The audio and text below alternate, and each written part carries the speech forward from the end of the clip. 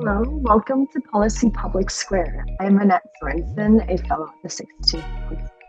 I have here with me today Dr. Brian Rubin, the founder and executive director of the 16th Council. Dr. Rubin, thank you so much for joining us today. Hello, Annette. Thank you so much for having me. Thank you. Thank you. So today we will be discussing a recent article by Dr. Rubin about the role of Greenland and the United States. So we'll be discussing Trump's recent offer to purchase Greenland and what the economic and geopolitical implications may be. I wanted to start off by asking about the military role of Greenland. In your article, you mentioned that Trump's desire to buy Greenland isn't necessarily something new. The United States has had a strong military base in Greenland since World War II. So I wanted to see how important are these bases to the United States? How important is having a presence in Greenland to the United States? All right, and thank you for having me. So the U.S. military presence in Greenland has been critically important for the American defense strategy and global security for decades, actually.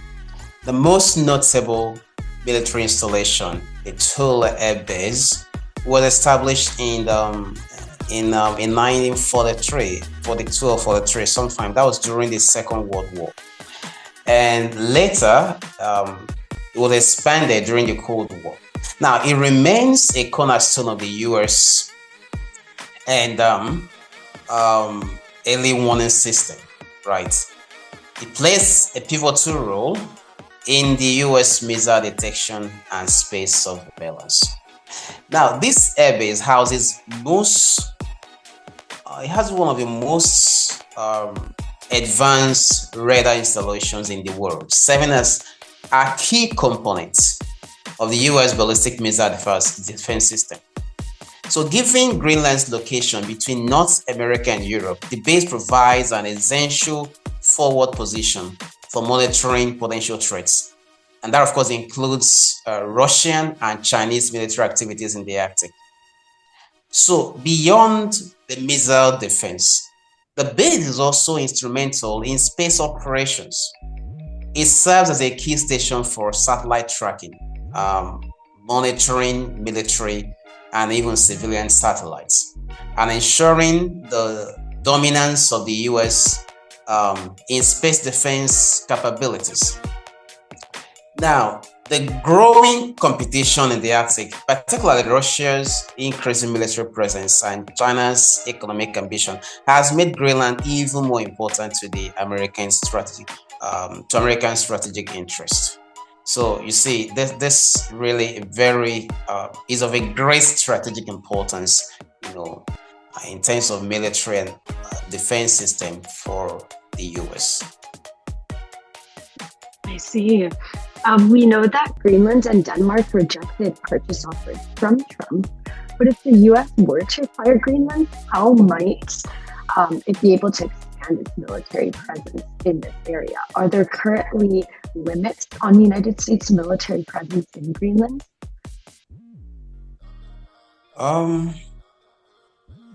Okay, so the question, if I got you correct, is whether there are limits on the U.S. military presence in Greenland. Am I correct? Yes, if there are any limits that would be abolished if the United States purchased Greenland, if it were part of the United States instead of Denmark. Okay, so yeah, currently the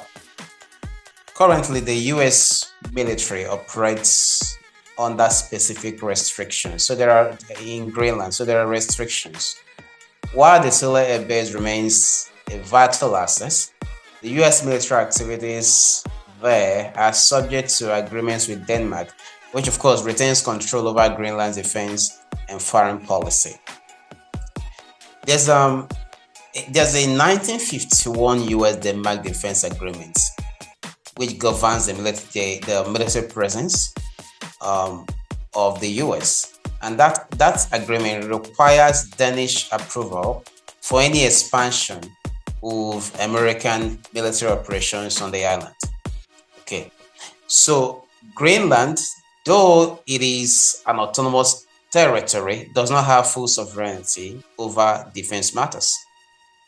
And its government has become increasingly vocal in decisions regarding foreign involvement. So in recent years, their leaders have insisted on playing a larger role in determining the scope of the US military and economic activities on the island. There are also political sensitivities involved. Historically, Denmark has been cautious about allowing too much of an American military influence, particularly in the light of past controversies such as the forced relocation of indigenous Greenlanders during the Cold War to expand the Thule Air Base. Now, any increase in US presence would require careful negotiations, both with Denmark as well as the Greenland, to avoid diplomatic tensions. So, if the US were to acquire Greenland, things could change, right? And if the US were to somehow acquire it, the geopolitical influence, that means the geopolitical influence of the US in the Arctic would increase dramatically. And such a move would give the US control over a vast resource-rich territory. And of course, with immense strategic value. Now, this would allow for an expanded military presence, potentially including additional bases, air defense systems, and Arctic surveillance capabilities. But beyond military expansion, the US ownership of Greenland would also shift global power dynamics, particularly in relation to Russia and China. Russia has been aggressively expanding its Arctic military infrastructure, while China on their own has labeled itself a near-Arctic state and has sought access to Greenland's resources. If the US controlled Greenland, it could counterbalance these political maneuvers and assert greater influence over Arctic trade routes and resources. But it's acquiring Greenland outrightly. It's very, very unlikely. Given the fact that Denmark has opposed that strongly, and Greenland also growing autonomy. Instead, the US is more likely to focus on strengthening partnerships and increasing its economic and military footprints through other means. So whether or not the Trump administration will be able to acquire Greenland is left to be seen. It's going to be an uphill task, really. But should that happen, of course, it's going to increase their influence. It's going to be a major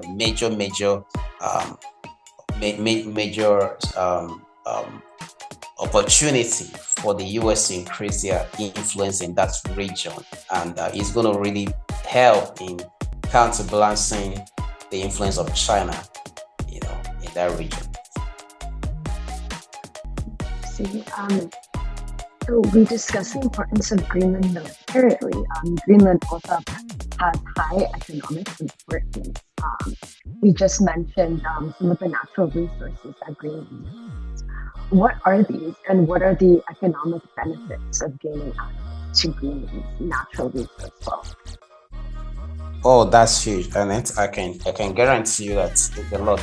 The Greenland is home to abundance of valuable natural resources, many of which are critical for modern technology and global energy market. Let me mention a couple of them. Rare earth metals. So Greenland has a vast deposit of rare earth elements, which, of course, as you know, are essential for the production of high-tech electronics, electric vehicles, wind turbines, military equipment, and all of that. Currently, China dominates that space. China dominates the global rare earth supply. So securing access to Greenland's deposit would be a major strategic advantage to the United States. It's gonna help bring down China's rising influence, which is something the US is very, very interested doing. Then you talk about oil and natural gas. Geological surveys have also suggested that Greenland could have significant reserves of oil and natural gas, particularly offshore. Now, as the energy market evolves, control over these resources will be of great value. You also think about uranium. Greenland has uranium deposits that could be used for nuclear energy production and defense applications. And then freshwater reserves, as climate change progresses, access to fresh water is becoming a strategic concern. And Greenland's melting ice sheet represents one of the largest reserves of fresh water in the world, which could become an asset in the future. And then gold, zinc, iron ore, these are all found in Greenland. They have vast mineral wealth, and that includes significant deposits of these things.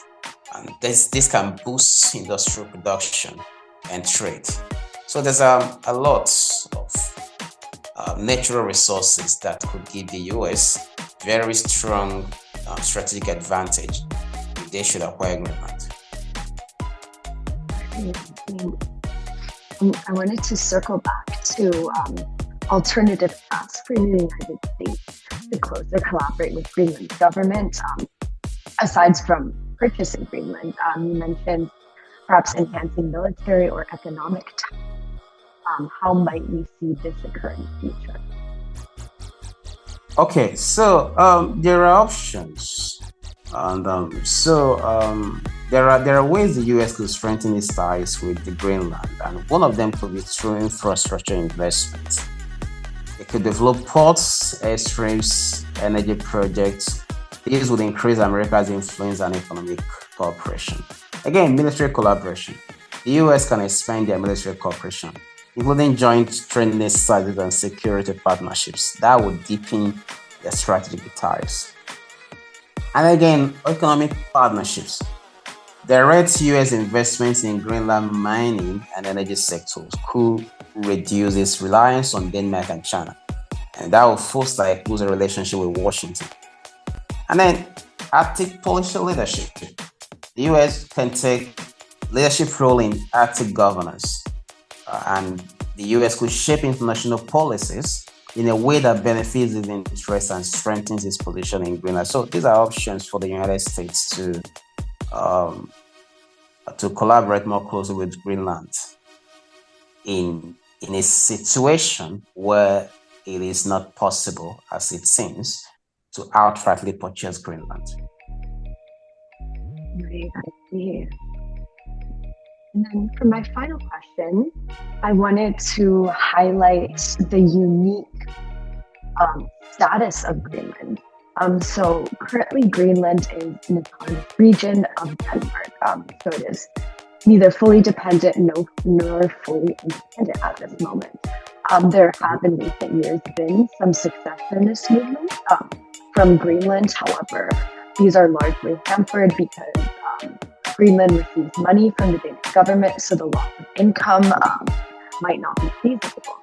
However, Right. if Greenland is able to secede, if Greenland is able to become an independent nation, what impact would this have on the United States? Would Greenland completely oppose United States military presence? How might we see that play out? Okay, I think independent Greenland would present both challenges and opportunities for the US. On one hand, it could allow for a stronger American presence in the Arctic if Greenland sought US economic and military support. On the other hand, it could lead to instability if Greenland struggled economically after losing Danish, financial aid. So the US will likely move to support an independent Greenland through economic investments and security partnerships, ensuring that it does not fall under Chinese or Russian influence. Now, this would make Greenland a crucial ally in the US Arctic strategy, further solidifying America's leadership in the region. So it's both ways really, and the US could could take advantage of that. That is. Thank you so much, Dr. Rubin. This was incredibly insightful. I wanted to ask if you have any concluding remarks. So, the growing geopolitical importance of Greenland underscores why President Trump is interested in acquiring the territory. And it's not merely an unconventional idea, but a reflection of a long-term U.S. strategic priorities.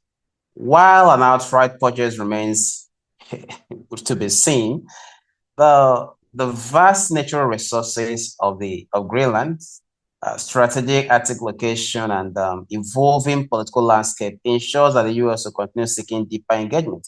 But looking ahead, the U.S. must take a proactive approach by strengthening economic and military partnership with Greenland while respecting its autonomy. Investments in infrastructure, resource extraction, and Arctic trade routes will be key levers for influence. At the same time, maintaining strong diplomatic ties with Denmark will be essential to avoid unnecessary geopolitical tension. The Arctic is becoming one of the most contested frontiers of 21st century, contested frontiers in the of the 21st century, with Russia, China, and the US all vying for strategic positioning. Now, how the Trump administration navigates his relationship with Greenland in the coming years will play a critical role in shaping the Arctic governance and securing America's interests in an increasingly competitive and global environment. This will be my final thoughts. Thank you so much. Thank you, everyone, for tuning in to Policy Public Square. I'm Annette Sorensen, a fellow at the 16th Council, and that was Dr. Brian Rubin, the founder and executive chairman of the 16th Council. Thank you.